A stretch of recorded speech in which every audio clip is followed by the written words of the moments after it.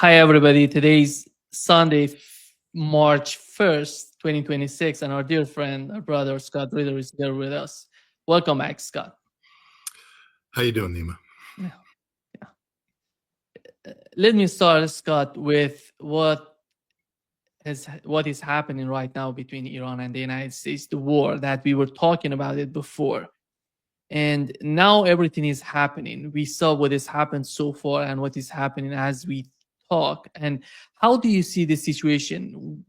The United States started together with Israel, started with decapitation, as they call the so-called decapitation, the assassination of the leader of Iran, supreme leader of Iran, which is of particular importance for Iran and for the whole region. And some commanders in Iran. How did you see the strategy of the United States and the way that the war is going right now? Well, let me put it this way. The United States provided Israel with intelligence about the location of Ali Khamenei and other senior Iranian figures. And the first 6 missiles fired by Israel, the first 6 missiles hit Ali Khamenei's residence, killing him and, by some accounts, up to 40 other Iranians, many of whom were senior leadership officials. Now, the goal of this campaign is a regime change. And as we have discussed, and I believe I'm on record with you saying that the first thing that will be done is a decapitation strike, and that the number one target will be Ali Khamenei. And I said, I think we're going to kill him. And we did. Now, does this mean we won the war? No, it means the exact opposite. The first 6 missiles that were fired, which successfully carried out a decapitation strike, guaranteed that the United States and Israel will lose this war. They didn't hunt down Ali Khamenei as he was trying to hide from American missiles. You don't get to make the case that this was a coward running away, trying to hide from a fate that was going to be dealt to the Iranian people. You don't have to be the greatest intelligence analyst in the world to find Ali Khamenei at home, publicly available information, meeting openly with other people. We made this man a martyr. And when I say this man, understand that this is the second most revered figure in Shia Islam, the Twelver ideology. The only person that has a higher stature, at least in the eyes of some, would be Sistani, the Grand Ayatollah out of Najaf, Iraq. But Ali Khamenei, again, a lot of people don't understand when we say Vilayat Faqih. I may be mispronouncing that. I hope I said it right. I've practiced it. But the guardianship of the supreme jurist, it's a religious approach that was embraced widely by Ayatollah Khomeini when he created the Islamic Republic. But the notion that, yes, Iran is a constitutional republic, and we'll talk about that in a minute, but it's also an Islamic republic. And therefore, under the Twelver faith, and I don't want to get too much into theology because A, I might get it wrong because I'm not a theologist, and I don't want, and B, we're going down the wrong path. But, the Shia faith is premised on the notion that when Hussein died in the Battle of Karbala, that was the last legitimate imam. And now they are waiting for the return of the Mahdi. And it was a Jesus-like figure. The imam in hiding will come back, and all this. It's their faith, and you have to respect that. But the point is,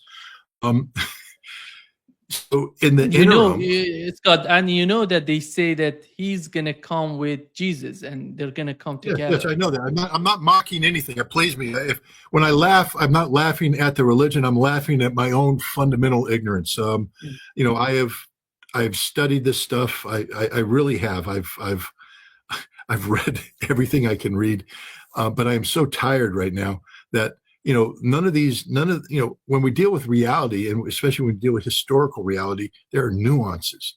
I learned a long time ago, even when speaking about the Shia faith, the interpretation of what Hussein did at the Battle of Karbala. Was it an act of martyrdom? Was it an act of selfishness?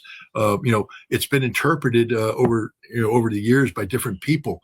And so then what you have to do is dig even deeper into it to find out which interpretation adheres more closely to reality, as opposed to, people trying to spin data to, so you have to dig even deeper than that.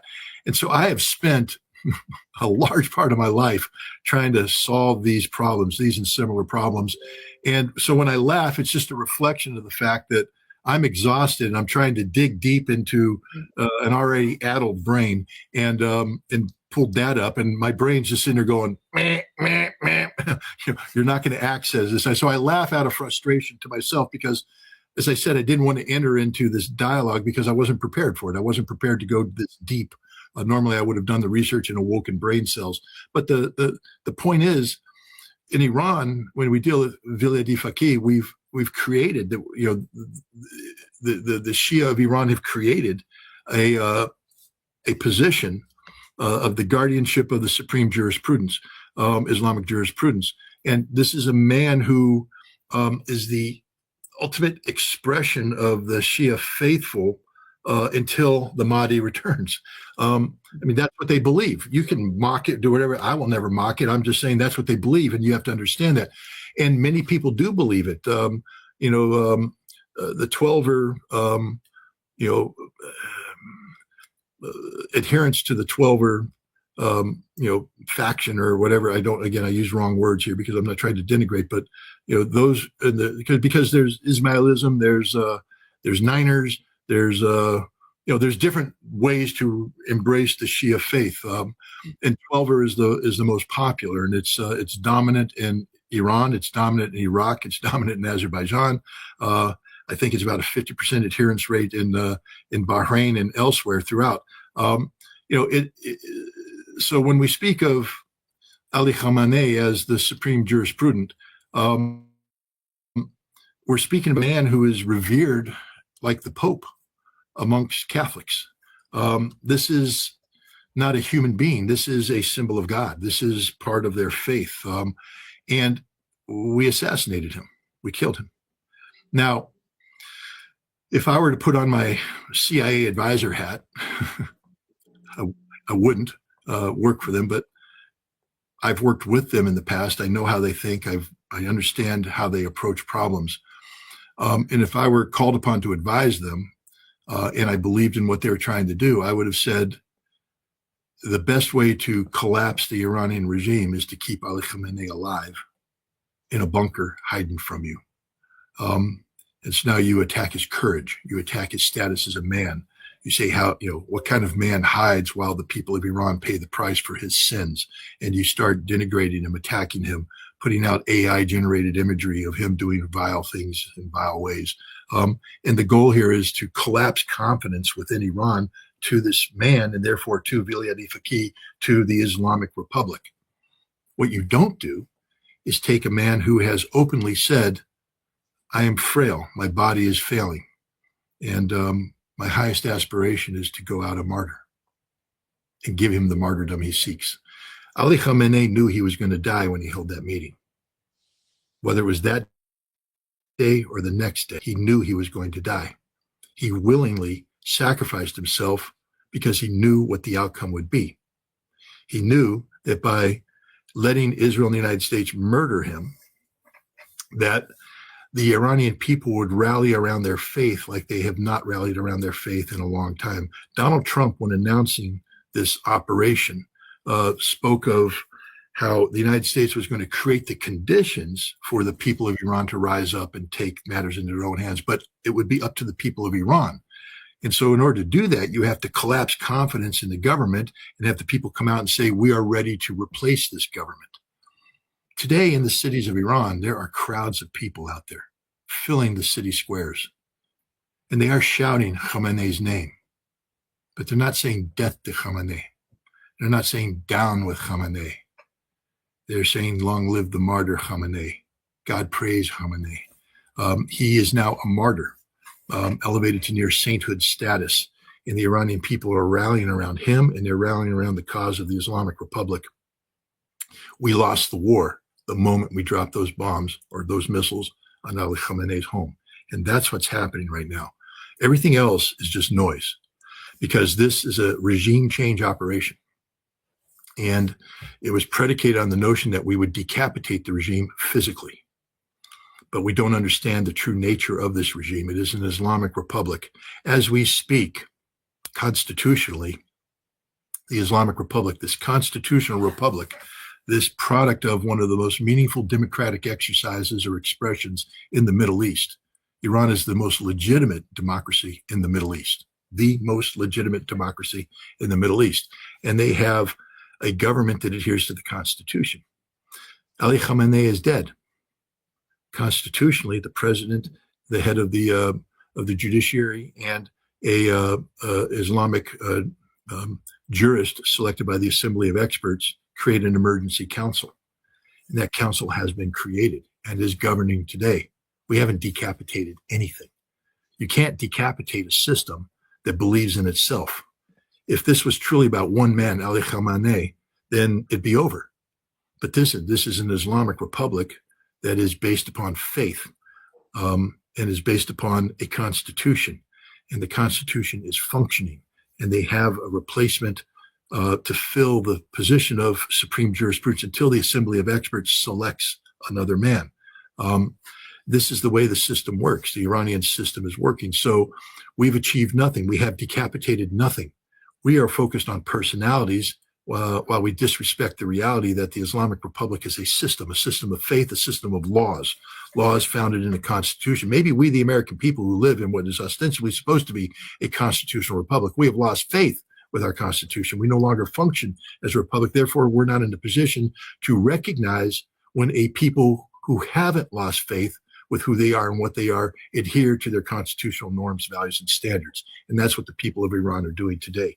The streets are not filling with people seeking to be empowered by the vile perfidy of the United States and Israel. They're filled with people who are rallying around the cause of Iran, around the cause of the Islamic Republic, around their faith. And they will never be defeated. Yeah. Scott, the war is happening, the Iranian response started with the Arab states, with the Persian Gulf and Arab states, and then expanded to Israel as well. It seems that the attacks are intensifying in the direction of Israel as time goes by. The major, because they wanted somehow to neutralize Arab states, then go after Israel. They started with that. And here is what General Petraeus said on CNN, is his assessment of that.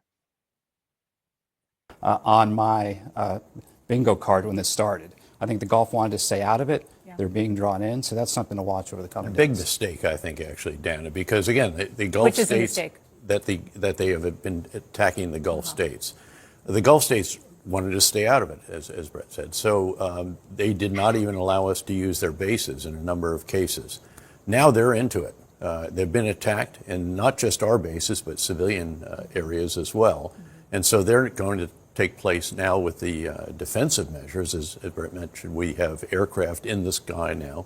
I'm sure they're being integrated by the Combined Air Operations Center. And if that continues, they're going to probably take further measures. I want to talk about what do the Arab states in the Persian Gulf have to go against Iran? Because they were begging to Iranian officials, let us hit some locations in the desert, and because we have to show something. Iran said, no, if you do that, you're going to be destroyed. This is the communication between the Arab states and Iran. And what is your understanding of that?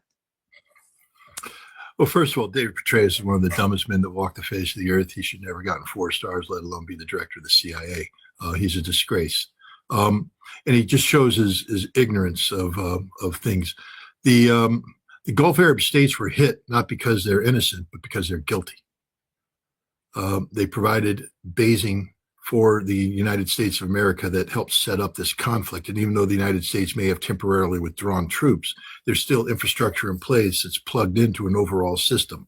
For instance, we may not have aircraft at Al Udeid Air Base in Qatar, But we do have a 1.1 billion, or I should say we had a $1.1 billion advanced radar system that was designed to detect Iranian missiles as they launch and feed that detection data into the ballistic missile defense system, protecting Israel and other air bases. So it is a party to the conflict. And the Qatari government didn't insist on it being shut down, dismantled, removed. It operated. The same thing holds with Kuwait. The same thing holds with Bahrain. The same thing holds with the United Arab Emirates. All these places that have been attacked are places that are home to American military installations that have an ongoing role. It's not an active role.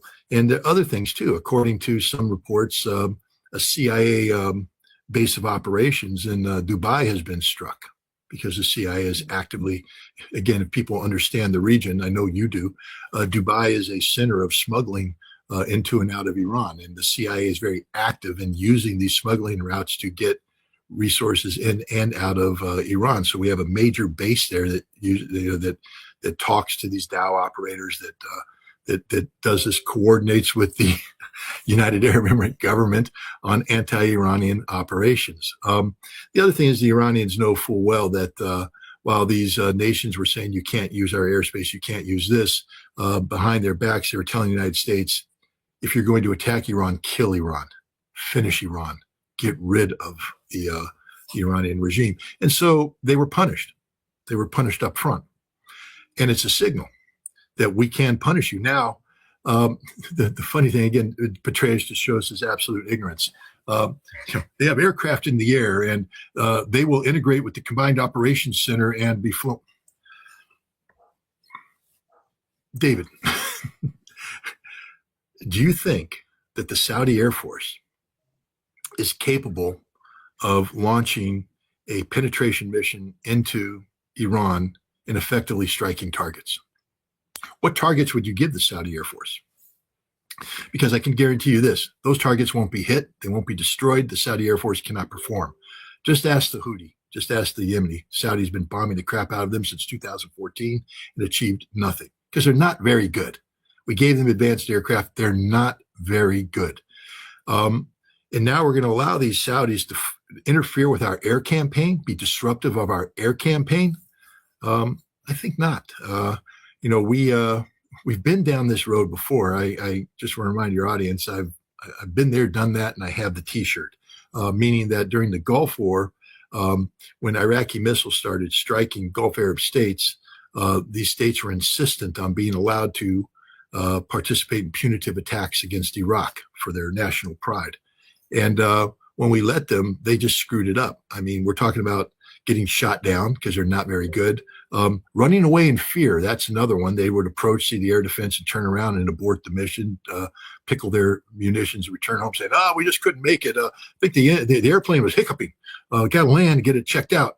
And it was very disruptive because targets that should have been struck on time to be part of the campaign progression weren't getting struck. And now we have to take assets in and restrike these targets, et cetera. We're not going to give these Arabs anything to attack because they're not any good. They don't know what they're doing. They can't do it, and they will screw things up. So, if Iran was to say, yeah, you could bomb Fish Island here, we'll give you this target, you drop 3 bombs off the water, take photographs of the splash and claim you're good, that would be face-saving mechanism. We wouldn't care because it's irrelevant. But we're not going to integrate these people in a meaningful fashion into a campaign as complex as this. First of all, to do that, we would have to expose extraordinarily sensitive secrets. There's a lot going on that people don't know about, a lot going on. They would have to be exposed to electronic warfare capabilities of the United States that have been front loaded based upon intelligence information that we've collected through a variety of means, the classification of which is often code word. And you think we're going to give the Saudis access to code word information? You're higher than a kite. We're not going to give anybody access to that. And so, no, these people won't be integrated into this campaign. They'll be sitting there, flying circles in the sky over their capitals, fearful of the next step. Iran has paused. But Iran has paused by saying, stop supporting the American attacks. Stop it. Kick the Americans out of your country. I believe that's the Iranian demand. kick the Americans out of your country. If you fail to do so, then you are part of the problem, not part of the solution, and we will continue to attack you. And so that, I think, you're going to see as the next phase. While they're doing this pause on the Arabs, and let me just say one more thing about the Arabs. It's funny. The Arabs are very mad. No, Nima, the Arabs are very afraid. They're very afraid right now because they are seeing vulnerabilities. They are seeing these despicable, despotic despots who govern these Gulf Arab states being exposed as the fat perverts that they are. These rich perfume princesses that just run around and steal money and live the high life while the rest of their people live the low life, who fly to London to whore and take drugs and drink booze and then return pretending they're pious Muslims. They're being exposed for what they are, rats, human rats. And the murder of Ali Khamenei, the martyrdom of Ali Khamenei, has empowered the Shia of these respective Gulf sheikdoms in a way that never has before. This is an existential fight. And what they're afraid of, I'll tell you what the Khalifa of Bahrain are afraid of, is that the majority Shia population there marches on the royal palace and kills them all, which may be their fate.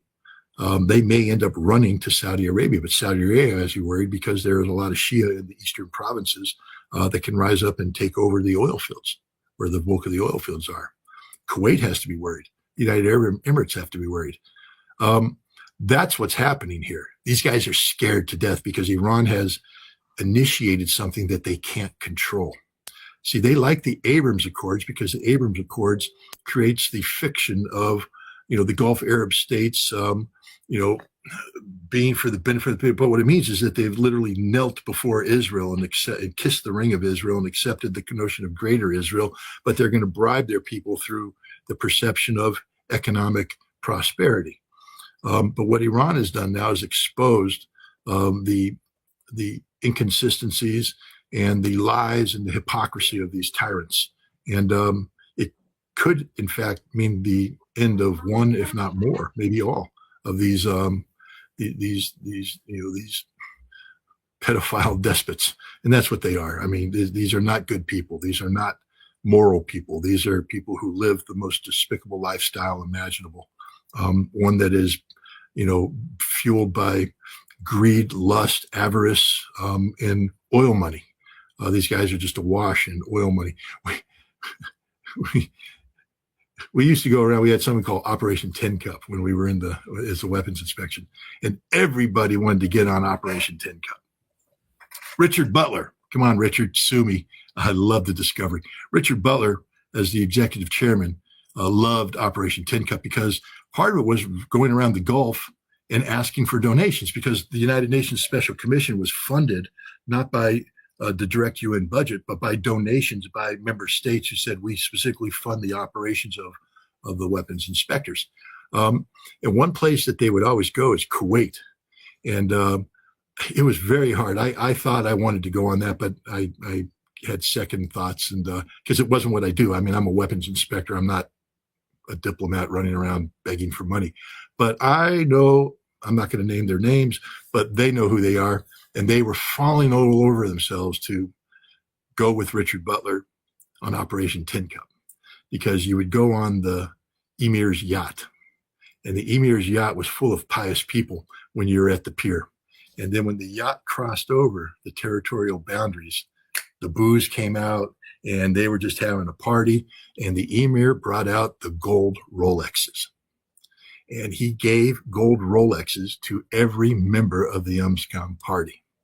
And Richard Butler went on at least 3 of these Operation 10 Cups, and he got a gold Rolex every single time, and he never declared it. Australian government, I don't know what the statute of limitations is on undeclared assets, but you might want to look at Richard Butler's gold watches and the gold watches of the others. I mean, it's just bribery, but it shows how despicable these people are and how wealthy they are and how ridiculous they are. And these gold watches weren't used. They didn't. I mean, it wasn't the Emir saying, I'm sorry, I'm short on American dollars. Here's a gold watch. Take it to New York City and sell it for $40,000 and apply that money to send Scott Ritter into harm's way in Iraq so he can find the hidden weapons of mass destruction. That I would support. It was, hey, Richard Butler, we're playing the game, aren't we? We're living the life, aren't we? Here's a $40,000 wristwatch because what the hell? We're here just living the big life. We're fooling the Americans. We're doing everything right. We're getting away with slant drilling and robbing the Iraqis blind. So here's $40,000 bribe to keep your frickin' mouth shut about what's really going on. And other inspectors or other members of the Uncon staff took those watches as well. This is who we're doing. This is the reality of don't get me going about the Khalifa family in Bahrain and their sexual perversions. What they do with the Gulf Air stewardesses that they recruit. They use them as their own private pool of, their own harem, prostitutes. They set them up in apartment buildings so that they can, sexually please them, every month. This is who they are. Leave Bahrain, drive the causeway over into Saudi Arabia and start counting the mosques you see at the end of the causeway that are built by pious Saudis who are leaving Bahrain, understanding the sins that they have committed. This is who we are dealing with here, and this is who the Iranians are dealing with. I'm not saying the Iranians are perfect. There's plenty of information that Iranian ayatollahs and imams are as human and fallible as the next people. There's evidence of corruption. There's evidence of prostitution. There's evidence of any wrongdoing because they're human beings. But the Islamic Republic of Iran is not systemically flawed like the Saudi kingdom, the kingdom of Saudi Arabia.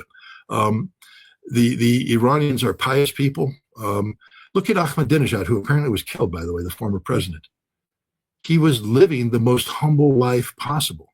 I mean, this is a man who could have empowered himself with riches, and he was living the life of a simple pensioner, minding his own business. He was murdered by the Israelis and by the Americans because they're angry at the role he played in getting the Iranian nuclear program up to where it was. He's the guy that was the president when all of the breakthroughs took place.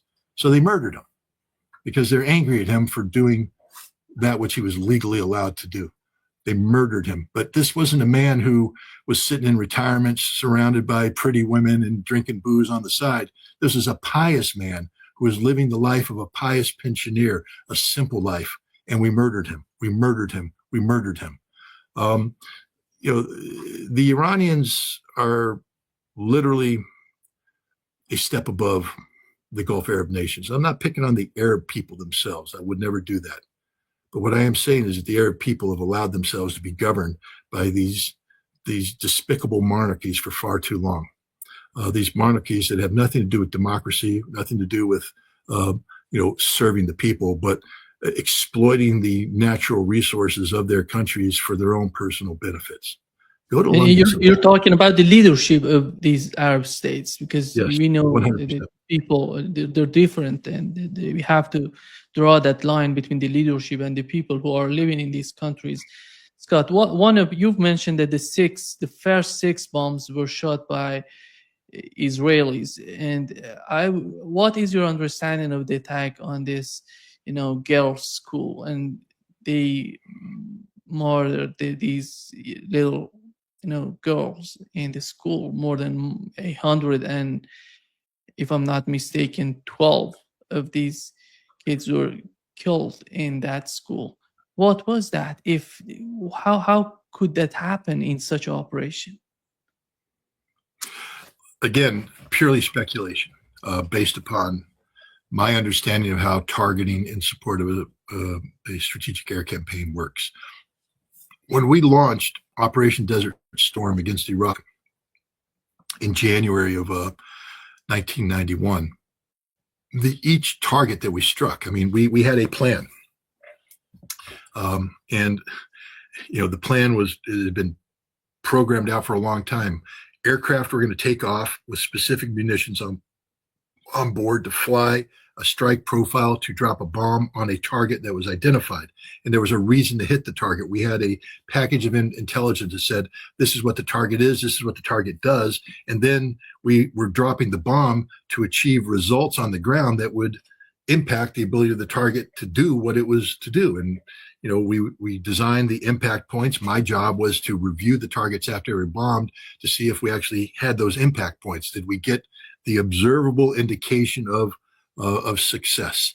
But I was familiar with everything that we were, I read all the target packages. these were viable targets. These were all legitimate targets under the law of war, and they were well defined. As the war went on, and we started blowing up these targets, a couple things happens. One, we move on to follow-on targets. But two, you get derivative targets, meaning if you blew up a building, but the Iraqis had evacuated the building, now you have to look for evacuation sites. So you start collecting intelligence about where these evacuation sites are, et cetera. If you're going after leadership targets and they aren't in the primary building you blew up, you're starting to look for them. I was involved in one, retargeting effort involving Saddam Hussein. I was summoned to a meeting with Prince Turki, the head of Saudi intelligence. General Waller, the deputy commander, was there, and I was briefed on by Turkey of sensitive intelligence that the Saudis had about the movement of Saddam Hussein from Baghdad into Basra for some high-level meetings. And I was given a description of the building that he was supposed to be in on a given time frame. And my job was to find that building, create a target package, and put bombs on that building and kill Saddam. I spent some time doing it. We're under time frame. I'm rushed. And so I'm sitting here working with a very capable photo interpreter. And we come up with 3 targets that meet the criteria. And I wrote them up and I submitted them. And we dropped bombs on all 3 targets. Now, right off the bat, the 2 of the targets aren't the target. Let's say that I got it right, and one of them was the target. 2 of them aren't. And what we're looking for are residences. So I blew up 2 homes automatically that were full of innocent people, had nothing to do with Saddam. The third one, if it was Saddam, we're going to kill innocent people anyways. But this was considered to be collateral damage, acceptable damage. It turns out that Saddam didn't make the trip, and we blew up 3 homes, and we killed at least 3 families. That's how this happens. But this normally happens later in the air campaign when chaos has taken over the war. And now we're looking for, targets that aren't well defined. We're looking for concepts, and we're trying to meet concepts, put it into physical place on the ground, and achieve destruction.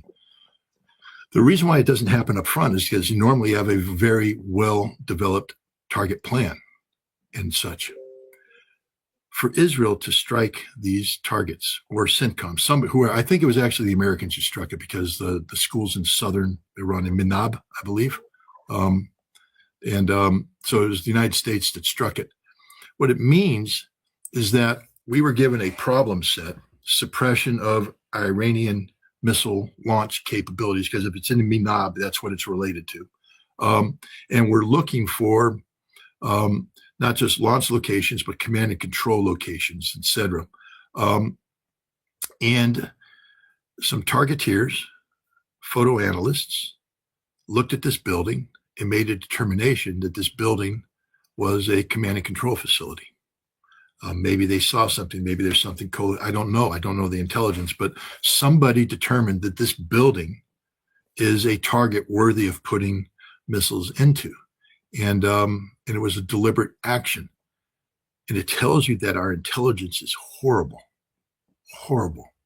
because for us to believe that a active secondary school for girls aged 6 to 12 is a command and control target, it means we got it completely wrong, which now we roll into the bombs that are dropping. If we got it that wrong, that means we got everything wrong. That means we're blowing up nothing. We're blowing up targets that the Iranians fed to us. Again, I just have to go off of past experience. Amr Rashid al-Ubaidi was the minister of oil, but he was also the guy who used to be the director of the Iraqi Military and Industrial Commission. And we were having a talk, I think, in the 1993 timeframe, and he was getting frustrated with me because I kept coming in and carrying out these inspections that kept exposing the Iraqis as liars on the periphery. But he said, look, so you blow us up in the war, you blow everything up, you blow up our files, you blow up everything, and we're trying to reconstitute things, and we tell you a story that's based upon incomplete data that we have. And you, being the brilliant Scott Ritter that you are, tear our story apart, and you find inconsistencies, and you carry out inspections that show that we were wrong. And then you come here and you call me a liar to my face.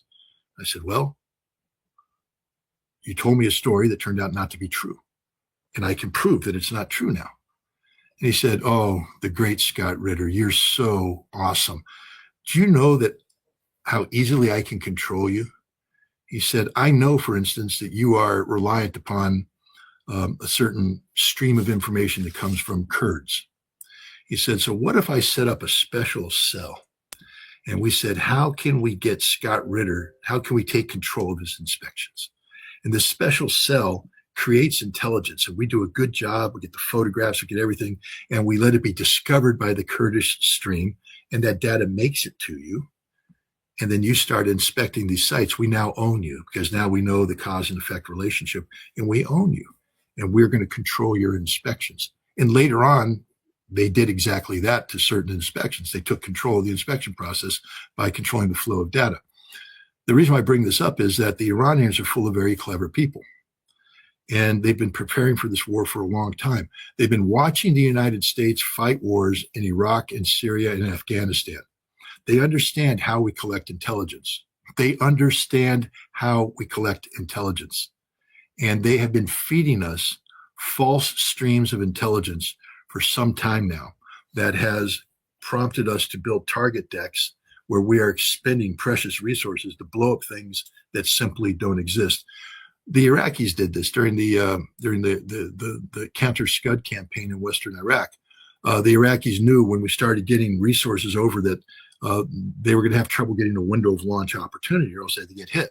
So what they would do is they created a decoy unit that would set up fixed decoy sites that would get our attention, and we'd send bombers there. And then they'd do a mobile decoy site, meaning they'd have targets moving that would be detected, that reported on, and the rest of the resources came here. And while we were out there bombing fixed decoys and going after mobile decoys, the two real launchers snuck out of Al-Qaim, fired their missiles against Israel, and escaped away and got away with it.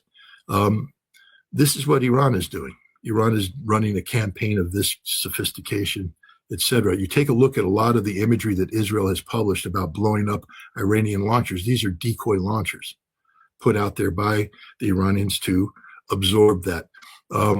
They put out information about fixed locations, and the Israelis are bombing these fixed locations. The Americans are bombing these fixed locations, but there's nothing in those buildings. They've been evacuated long ago.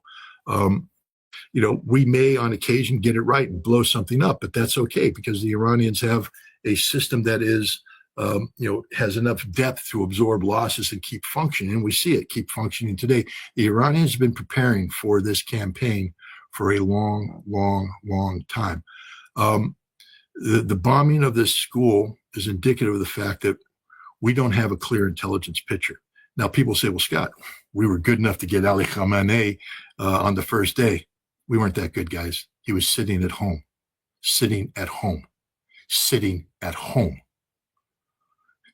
He wanted to be killed. We fell into his trap. Ali Khamenei, a man who probably had cancer, a man who has openly said that his body is failing him, died a martyr's death. And in doing so, he saved the Islamic Republic of Iran, because the people now have rallied around that cause like they've never done before. That's proof positive the way that the Iranians have exploited our system of war. We thought we were carrying out a decapitation strike with the first 6 missiles, but we guaranteed we lost the war. And the Iranians guaranteed we lost the war too, because all we did is turn Ali Khamenei into a martyr. Yeah. As we talk, Scott, we've learned that Iran has hit 3 tankers, British and the US tankers in the Persian Gulf, in the Strait of Hormuz, because they're aware in that they have, nobody can pass this strait, and because there's some sort of blockade happening there. And how do you see, and I'm sure that you've seen the picture, the footage is coming out of Israel, Tel Aviv is just getting into, some really serious missiles are hitting Tel Aviv. Iran, Tehran they're hitting Tehran as well.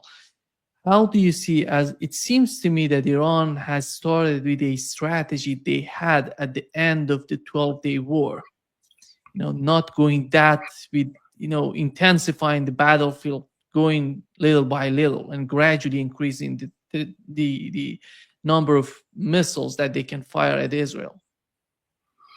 Well, a couple things. First of all, let's look at Tehran. What is Israel blowing up today? They're blowing up known locations. They're blowing up the police academy, the police barracks. They're blowing up the Revolutionary Guard Command headquarters building. Do you think that the police woke up this morning and said, let's all go to work at the police station today and sit there and let the Israelis kill us? Nope. They're dispersed. Do you think anybody was in the Revolutionary Guard Command building? Nope. So Israel is blowing up empty targets. What did Iran hit yesterday? I'll mispronounce the name, but Beit Shabin. Beit. It's called. Let me find it. It's Beit Shemaim. It's something like that. Yeah, I'm again. I'll check it out here. I mispronounced my own name, so I will definitely fumble everything else out there. This is what you get when you get a Marine talking to you about complex things. The brain doesn't necessarily translate it into words that are discernible. But the point is that building that was struck is supposedly where senior Israeli leaders, combat leaders, were meeting to have a conference about this conflict. Beit Shemesh. Beit Shemesh. Beit Shemesh. So I wasn't too. I said Beit Shabin, Beit Shemesh, Beit Shabin, Shemesh, tomato, potato. We know what we're talking about. The point is the site was struck by the Iranians, and there are casualties. So the people they wanted to hit are in there. If I know the Israelis the way I know the Israelis, that decision to go to that building was made at the last second for operational security reasons. And there were at least like 3 targets or 3 places they could have gone to. And that morning, they made the decision to go to this place. And then they were struck. The Iranians did this on purpose because now the Israelis are saying, somebody knew about this. Somebody knew that we went there, the meeting we're going to have, the time frame, and they hit us with a missile that we couldn't shoot down. This scares the living dog poop out of the Israelis. The Iranians are hitting targets in Israel, all of which show that level of knowledge and power. Get back to the school. We don't know what we're bombing. We don't know what we're bombing. The Israelis now know that the Iranians know exactly what they're bombing, and they're hitting it. It's very frightening. And this is what was happening at the end of the... This is the picture, Scott. This is the picture of that building that you just mentioned. You see, they hit just this target, and you see the devastation that has happened. Yeah, they got them. War is tragic, but the Israelis started this. Sow the wind, reap the whirlwind. They should read their own Bible.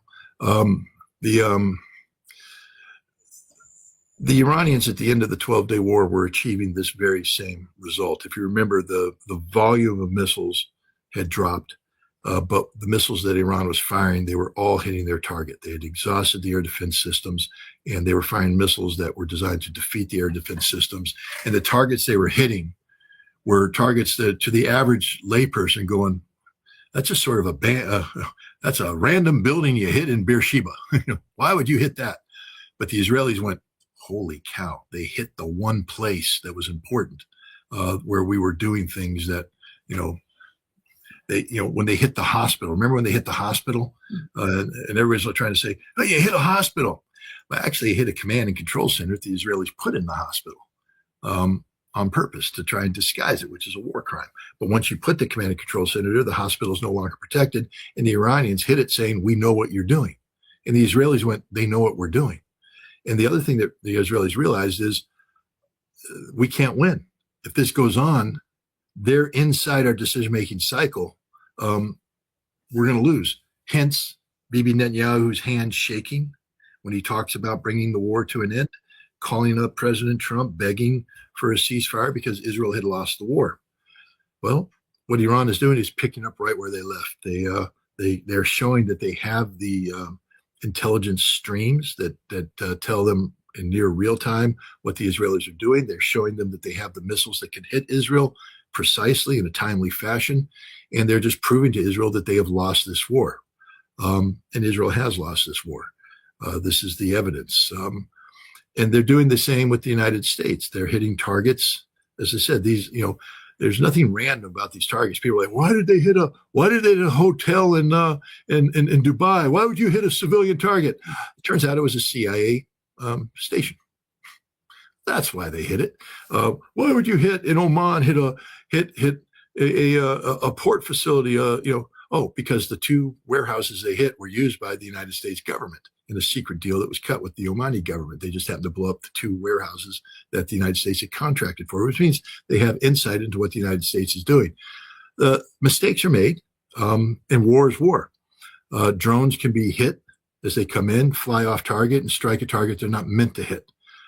Intelligence can be bad, although the Iranians have yet to be exposed to have the kind of intelligence failure that the United States had in striking a girls' school. It's so far, it appears the Iranians are hitting targets that are legitimate targets, and they're having great impact. And it's scaring the hell out of these Gulf Arab states. One of my greatest moments in recent history was a discussion I had yesterday with Mario Nafal. I don't know if you saw it.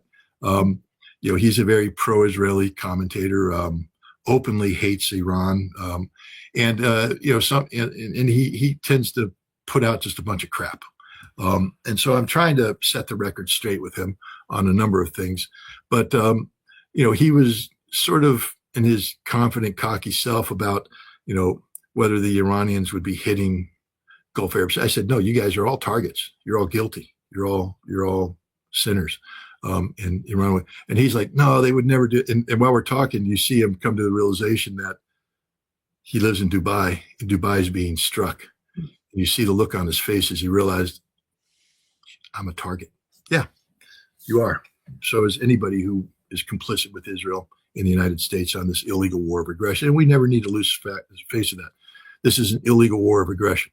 An illegal war of aggression, the highest war crime imaginable, one that got Nazi Germans hung by the neck until dead at the end of World War II. And it's not just that, but it's we have enhancement factors that factor in, such as the war crime of perfidy, where the United States created a white flag of truce and got the Iranians to operate under this truce while we attacked them. The surprise attack, the cowardly surprise attack carried out by Israel and the United States while Donald Trump pretended to engage in diplomacy. Diplomacy, by the way, you hear Donald Trump tell the lies. The man is just a straight up liar. And he's talking about the negotiations and what Iran is doing. He's a liar. Everything he said was a lie. The Iranians had actually provided a deal to the Omanis that was acceptable to Witkoff and Kushner, except Witkoff and Kushner aren't there to accept. They're there to draw the process out as part of an act of perfidy. But the Iranians had basically agreed to something that would make it permanently impossible for them to get a nuclear weapon, that their nuclear program would be very much limited and even within the scope and scale of those limitations, only able to do that which is supportable of the peaceful nuclear energy program, with inspections, no sunset clauses, no expansion, no this, no nothing. Very limited program, the elimination of all enriched uranium stockpiles under verification of UN IAEA inspectors with American inspector enhancements, a MAT. And the Iranians had agreed to all of that. And yet, as the Omani diplomats were flying to the United States to finalize this deal, we bombed Iran. Perfidy. One last thing about the nuclear program, just to show the stupidity of the United States. We claim that Iran is pursuing a nuclear weapons program, but we know, and it has been acknowledged by many, that Ali Khamenei, as the supreme jurisprudent, had issued at least 2 fatwas that prohibited Iran from pursuing nuclear weapons, saying that they are incompatible with Islam. And these fatwas conformed with a similar fatwa issued by Khomeini at the end of the Iran-Iraq war. If you remember discussions we had here, where we were talking about the status of the Iranian program in the fall of 2024, fall and spring of 2024 and spring of 2025, I said that the Iranians were creating capability that made them a threshold state, 60% enriched uranium. And I talked about the sentiment of many senior Iranians, including those who were influential to the supreme leader, who said that Iran should do away with the fatwa that there are religious cutouts that will allow them to pursue nuclear weapons because of emergent existential conditions. And yet, at the end of the day, according to a conversation I had with the Iranian president this past September, to a question I asked him, he said that Iran doesn't want a nuclear weapon, that we have made a decision that a nuclear weapon will not strengthen us, it will weaken us, that our deterrence is our ballistic missile system. And he said, but also it's incompatible with Islam, and we are an Islamic republic, and our supreme leader has said so. Well, the supreme leader is now dead. Theory of an existential crisis has become reality. Iran is literally fighting for its life, the Islamic Republic.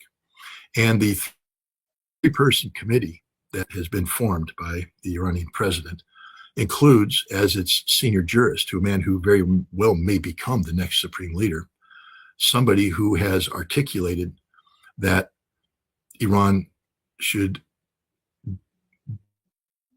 do away with the fatwa that prohibits nuclear weapons, and that Iran should be permitted to build nuclear weapons, that nuclear weapons under the conditions that exist are permissible under Islamic jurisprudence. So we killed the one guy that said no to nuclear weapons, and we've now empowered Iran, empowered a man who believes that Iran has a right to pursue nuclear weapons. And I can guarantee you this, we don't know where Iran's 60% uranium stockpiles are. We don't know where Iran set up additional cascades of IR-6, IR-8 advanced centrifuges. We don't know if Iran has converted that 60% enriched uranium stockpile they had into 92, 94, 96% enriched uranium, which can serve as the fissile core of a nuclear bomb, 5 to 10 nuclear bombs, depending on how much 60% enriched uranium was out there. We were told that Iran had the ability to rapidly create a nuclear weapon, that they had solved all of the warhead problems. And so Iran has warheads that have been built that can be loaded up with uranium if that decision was made and delivered against an Israeli target. So Donald Trump is one of the dumbest men on the planet, one of the truly stupidest men on the planet, advised by some of the dumbest people in the world. He doesn't understand arms control. He doesn't understand nonproliferation. He doesn't understand the foundational concepts and precepts that are attached to it. If he did, he would realize that the best way to keep a nuclear weapon out of Iran's hands is to continue to have Iran adhere to the Nuclear Nonproliferation Treaty and make the Nuclear Nonproliferation Treaty workable for Iran. And we had a deal in place that would have done that. This would have been the better deal, because the JCPOA was always fundamentally flawed, not because of what Iran did or Iran negotiated, but because of the duplicity of the United States. People never reflect on the fact that Barack Obama, the man who signed, or at least signed off on the JCPOA in July of 2015, in April 2015, gave an interview to NPR where somebody asked a question about the sunset clauses, because Barack Obama was saying, well, we have created something that provides a 1-year breakout window, meaning that if Iran decided to break out, we'd have 1 year to respond. But that time frame collapses as the sunset clauses mature and Iran could deploy advanced centrifuges, increase the amount of uranium stockpiles, et cetera. Suddenly that 1 year window evaporates.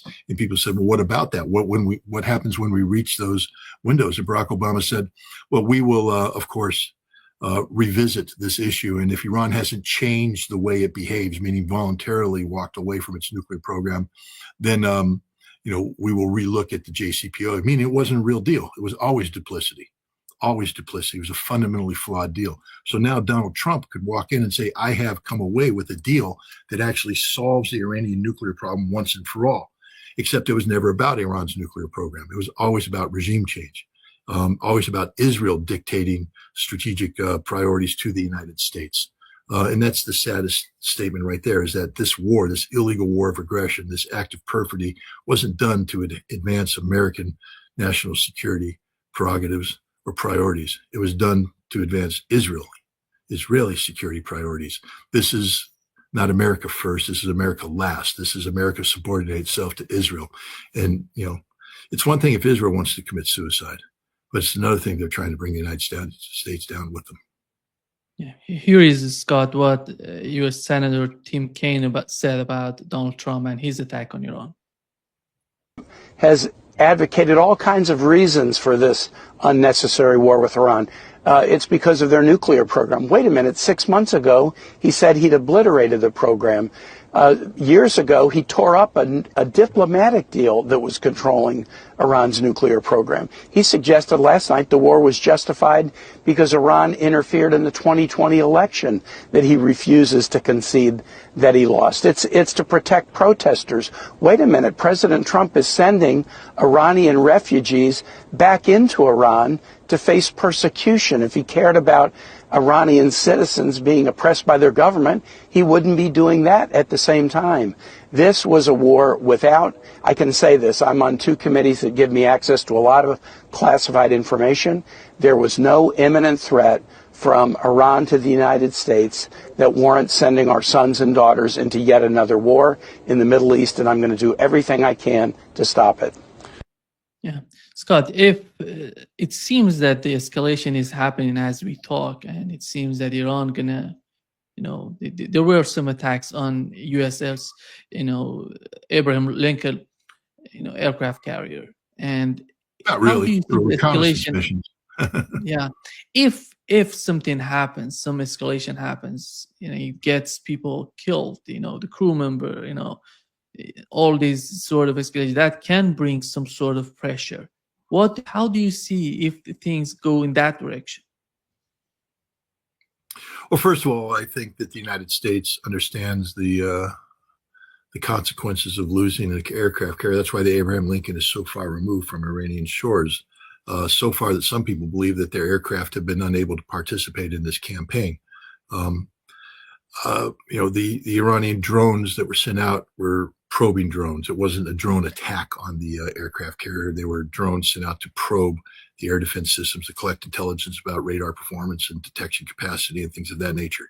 But until the United States brings the carrier strike group within range of Iran's hypersonic maneuvering warheads on their counter ship missiles, not going to sink the Abraham Lincoln.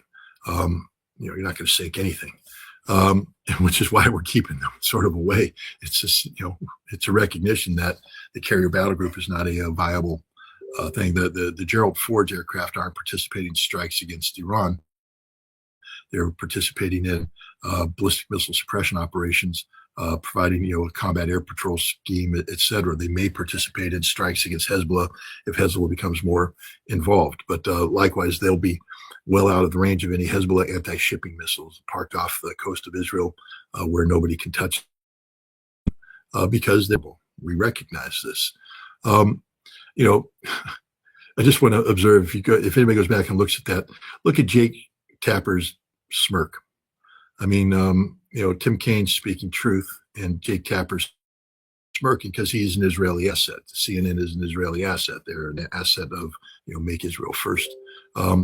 It's typical of mainstream media. This is why shows like yours are so important.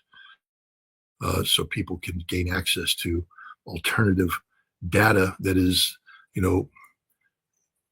brought in a straightforward, unbiased way. You can't go on mainstream media and get anything serious because, first of all, you get Tim Kaine, who I can guarantee you I could ask questions where he'd say that Ali Khamenei is the worst person in the world. The Iranian regime is horrible. They slaughter their people, which means he's part of the problem, not the solution, because he can't articulate accurately about the reality of Iran. So, the fact is that Donald Trump has gone to war in violation of the Constitution, in violation of international law, in violation of everything, and there will be a political price to pay. If you listen to Donald Trump's recorded message that he issued after the bombing began, compare that to Donald Trump in campaign mode. When he was running for president this time, he was putting in extraordinary long hours, and yet he'd finish each day in a campaign stop where he was out there doing the stupid YMCA dance and talking with energy. His voice might have been hoarse, but he was energized. He was there. He believed. And look at the fat old man that was speaking to you as he delivered a message that he doesn't believe any of it. He understands. He's a defeated man. because he knows that this was a war that was thrust upon him by Israel. He was warned by his commanders, we can't win this war, but he couldn't. He was powerless to stop this war. And so now he's trying to sell it. And even as he sold it, he was casting the blame for the failure on the Iranian people. We will have opened the door, but it's up to you to rise up and finish the job. So if he doesn't achieve regime change, he'll say it's the fault of the Iranian people, not his fault. He said we will lose lives. Well, the Department of Defense has already acknowledged that we lost at least 3 lives. 3 American service members were killed in combat operations against Iran. We don't have any other detail than that. But I'm sure that they won't be the last. And as the Iranians start to ratchet down their target deck, they're going to start hitting targets of great sensitivity, and they start killing Americans. What Donald Trump doesn't realize is there's nothing he could do to prevent that. Threaten to blow up more buildings in Iran, kill more school children. You're dealing with a nation of martyrs. That was the problem with killing Ali Khamenei, because you converted a nation of believers into a nation of martyrs. These people celebrate the martyrdom of Hussein at the Battle of Karbala. And the greatest honor they would have would be to fight side by side with Hussein, in heaven. And so, we can't beat these people. First of all, we don't have a legitimate cause. We're not doing anything. They haven't done anything wrong. They pose no threat to us. And we're trying to accomplish a mission of regime change that we lost the moment we dropped the first bombs by martyring Ali Khamenei, a willing martyrdom, by the way. I just want to point that out. He wasn't running and hiding. He was at home saying, here I am. And we killed him. And I believe his last words would have been, thank you, because you just helped him serve his people in the greatest way possible with the last remaining moments of his life. A man who lived for 86 years, serving his people, serving his religion, serving his faith. You allowed him to deliver the greatest service possible. Through his sacrifice, through his martyrdom, the people of Iran are rallying around the government like could never have been imagined. And so, yes, the people of Iran are standing up and taking matters into their own hands, Donald Trump. They're saying, hell no to you. They're saying, we won't surrender. They're saying, you have been defeated. And now Donald Trump is looking regime change in the eyes, because this double-edged sword is going to cost him his presidency. This failed war of aggression. There are people like Tim Kaine right now who are hunting for this man. And, he will lose the House, so he will be impeached. The last 2 years of his presidency will be spent before the Congress dealing with impeachment. And if he loses this war bad enough, and there's every reason to believe he will, he may lose control of the Senate, and therefore he could become convicted. And his political legacy will not only be to be a failed president, but a convicted president who spends his last days not in the White House or the Oval Office, but in federal prison. Scott, which country in the Persian Gulf, these Arab states, is the most important for the United States? Because from what I've seen so far, Bahrain is getting hit like hell. What is in Bahrain that is not, because every time you see something in the news, the Bahrain is getting hit. And what is that? Again, first of all, it's headquarters of the Fifth Fleet, naval support activity. And the Fifth Fleet is the principal command of Central Command in the region, in the Persian Gulf region. And so it's the nerve center. So they're striking, Muharraq, the place where the Fifth Fleet was headquarters. But most importantly, Bahrain is a vast majority of Shia population that is dead set against the Khalifa family. If you recall, a couple of years ago, Saudi Arabia had to send Saudi Arabian troops into Bahrain to suppress popular uprising against the Khalifa family.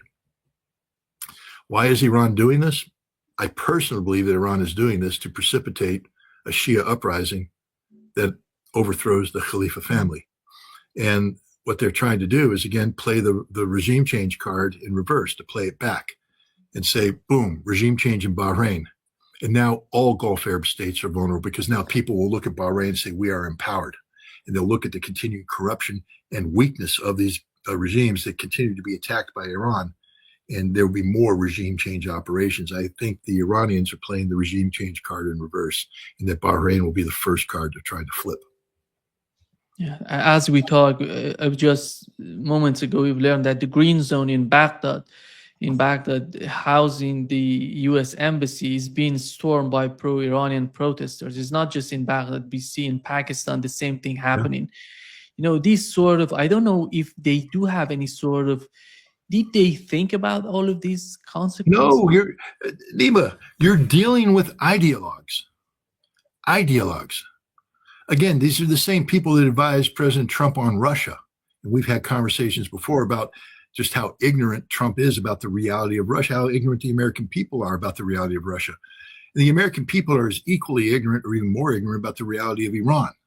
I mean, whenever I tell people that Iran is a functioning democracy, I get this derisive laughter. Yeah, you're a propagandist. No, you're just stupid. We haven't thought things out. When you have Pete Hegseth, whose singular focus in life is bench pressing 315 pounds, now up there cheerleading for this war, he speaks in superlatives. He's out there. We're going to do this. We're going to come in like we've never come before. Hell hath no fury, like a da da da da da da. But the foundation of this campaign is ignorance, stupidity. Anybody who thought that you could achieve regime change by assassinating Ali Khamenei in his home means you don't know anything about the region. And then we turn around and we bomb. Remember, the reason why they're storming the green zone isn't just because of the assassination of Ali Khamenei, it's that we have bombed Baghdad. It's part of the war. We have bombed Baghdad. We have bombed the headquarters of the popular militias. By the way, who have their roots not in Iran, you morons, but in Ali Sistani. Go look at 2014 when ISIS was barreling down through Tikrit on Baghdad. The Iranians were articulating, but the man who made the mobilization of the popular militias possible and the loyalty to whom the vast majority of the militias had early on was Ali Sistani in Najaf. He's the one who brought them up. And so not only had they assassinated Ali Khamenei and all the pro-Iranian militias are against them, but now they have bombed the headquarters of the popular militias that are loyal to Ali Sistani. And we've totally lost the script. And this is, again, I don't want any Americans hurt, although they probably will be, but this is necessary for the cleansing of the American cancer from the Middle East. America is a cancer in the Middle East. We bring nothing good to the Middle East. Everything we touch dies. We are horrible. We need to be thrown out of the Middle East, and we have created the conditions which Iran is going to seek to accomplish that. There's a reason why they bomb these Arab nations, and that's because they've told them, you must cleanse yourself of the American presence, or we will continue to attack you as a part of the problem, not part of the solution.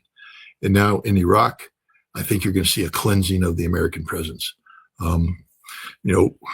There was a time when Donald Trump could send an airborne battalion and a Marine battalion to reinforce the green zone. He can't do that now. You can't assemble forces in Kuwait because they'll be blown up. You can't fly aircraft in. You can't land aircraft. You can't do anything because Iran's got your number. Scott, before wrapping up, how did you find the reaction of China and Russia so far? What do you want them to do? I mean, that's the thing. I mean, there's just politically, how did you find them? Because they were talking at the UN Security Council. China was condemning, what the United States is doing, is saying that, the United States is all about regime change and, making chaos in the Middle East. But they're right. And this is what they can do. Look, China and Russia have their own strategic national security concerns, one of which is keeping Iran as a member of BRICS. It's very important. Russia has a north-south economic corridor that links St. Petersburg with Iranian ports. China has opened up the new Silk Road that links Western China with Tehran through both nations view Iran as a very important part of the developing Eurasian Economic Union. So they want Iran to be kept in. Russia has signed a strategic security framework that has a military component to it, and Russia has been living up to its obligations. China, I don't know if they've signed a formal agreement, but has been also sending in military capabilities. But these are not, treaties. These are not alliances. Neither Russia nor China is going to militarily and get engaged in this fight directly. I don't think they need to. I think they realize that Iran has the wherewithal to fight this out, to last this out. Their job is to look at their interests, because what I just said about North-South Economic Corridor, New Silk Road, these are economic interests. The role of China and Russia is to ensure that when this conflict ends, that the greatest degree of economic stability still exists in the region and in the world. They need to prevent this existential war of survival from spilling over into economic targets.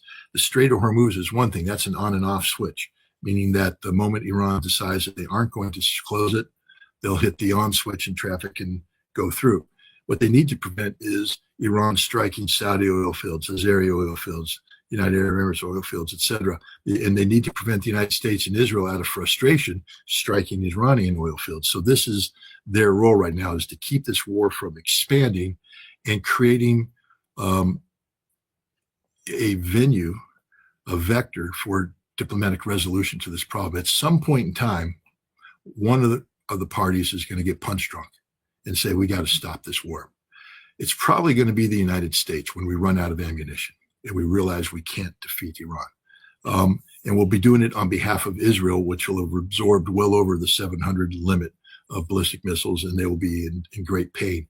And Russia and China's job is to be able to step in and facilitate that very diplomatic off-ramp. And so I think that's what their role is, and they're setting the foundation of diplomacy. So when that window of opportunity opens up, they'll be able to step in and deliver.